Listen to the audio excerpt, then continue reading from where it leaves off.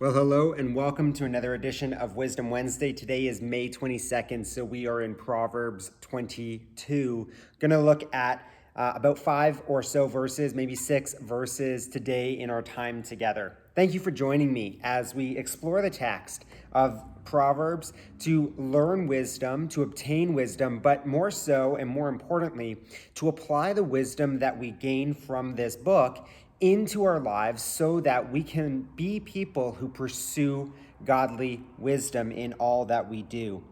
In verse 9 and 16, I want to look at an opportunity of opposites and contradictions that Solomon produces here in Proverbs 22, verse 9 and 16, speaking about two different avenues or directions that we can walk.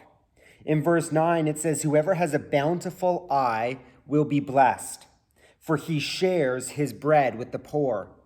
In opposition, in verse 16, it says, "Whoever oppresses the poor to increase their own wealth or gives gifts to the rich will only come to poverty."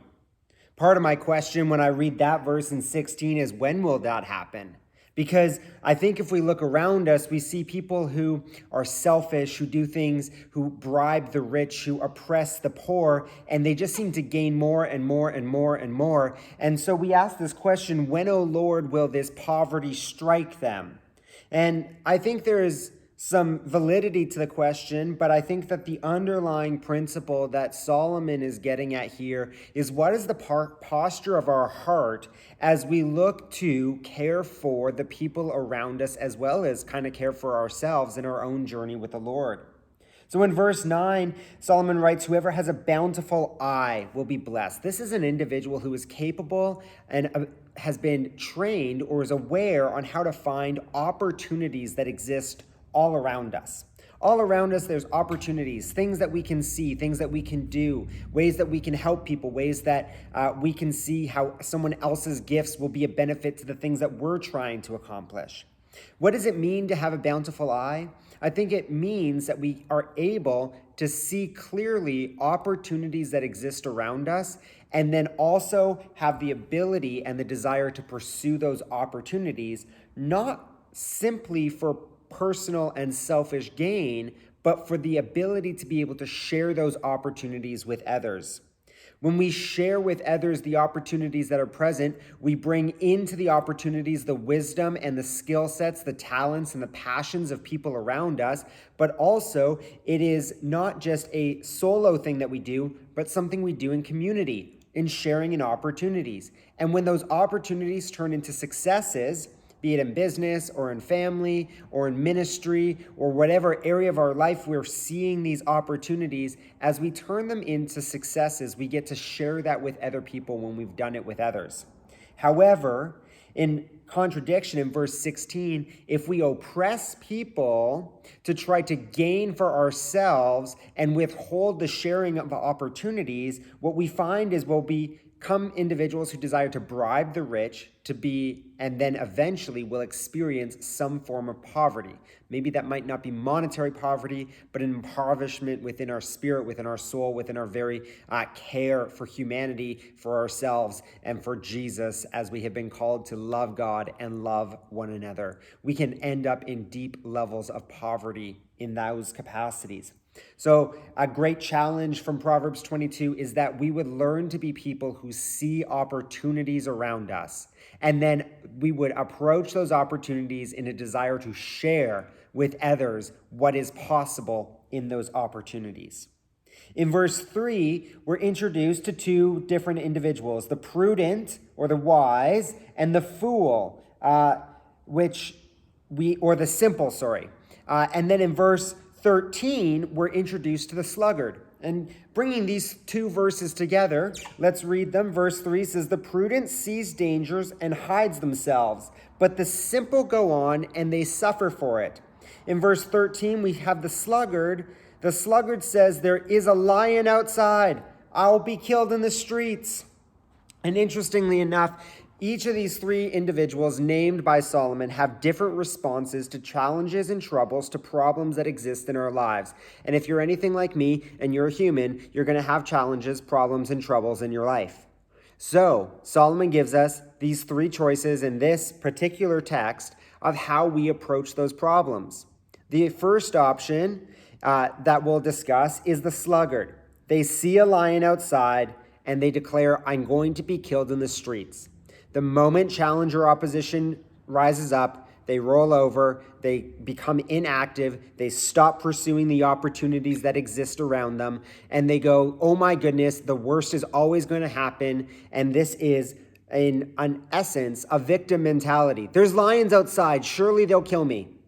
I won't do anything. I can't possibly do what I want to do because there's just too many problems all around. Have you ever felt that? There's just too many problems. I think we're encouraged through Scripture to seek the solution, not the problem.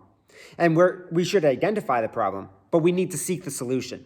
The sluggard settles on the problem and forgets to think about a solution. They become inactive. They see, but they don't comprehend what to do. So there's that inactivity. This is a fight or flight or freeze mentality. They have frozen when challenge and opposition arises, even in what I would argue could be some of those good, bountiful opportunities around us. If someone freezes, it doesn't matter how good you are at seeing opportunities, you will always find more problems than you have solutions. So a challenge there is that if you found yourself in a place of freezing because of a problem, I encourage you to think about the solution.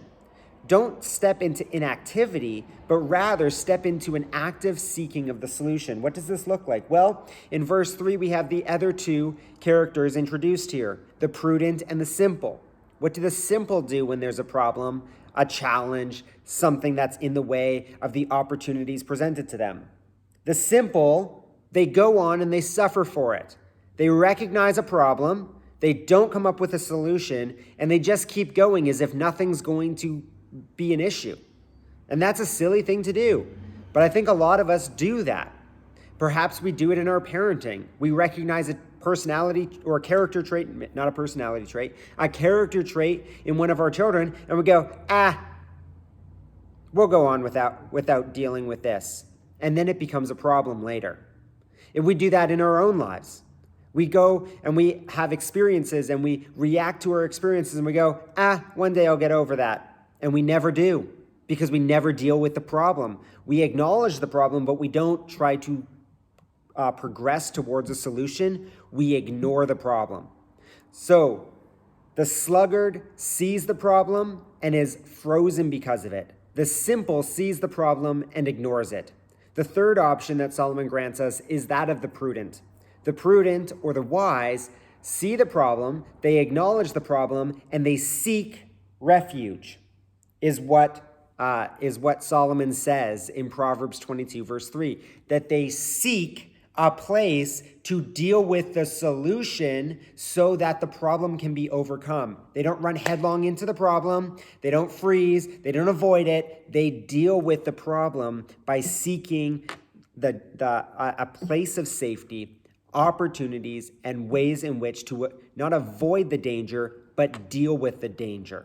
Recognizing they probably can't do it all by themselves. In fact, in the NIV version, it says that they seek a place of refuge. And we know also through Scripture that the Lord is a strong and mighty tower of refuge for those who believe in him. So here is my diagnosis that I see in Proverbs 22, verses 3 and 13. We have the opportunity to see a problem and freeze and to do nothing ever and always have an excuse. We have the opportunity to see a problem and avoid it, ignore it, and just hope that one day it goes away, and it never will, and it will always cause us disaster and more thorns in our life later. Or thirdly, we have the opportunity to seek the shelter of the Lord, seek the solutions that Jesus provides, and as a result, we will be able to deal with the problems and challenges that come before us. This is especially true as we attempt to live our lives in a bountiful way, as Proverbs 22 verse 9 says, where we desire to share opportunities and goodness with those around us, not hoarding for ourselves, but desiring to see the goodness of God presented and shared well around us. Thank you so much for joining me for Proverbs 22 on May 22nd. We will see you next week on the 29th. God bless and have a great day.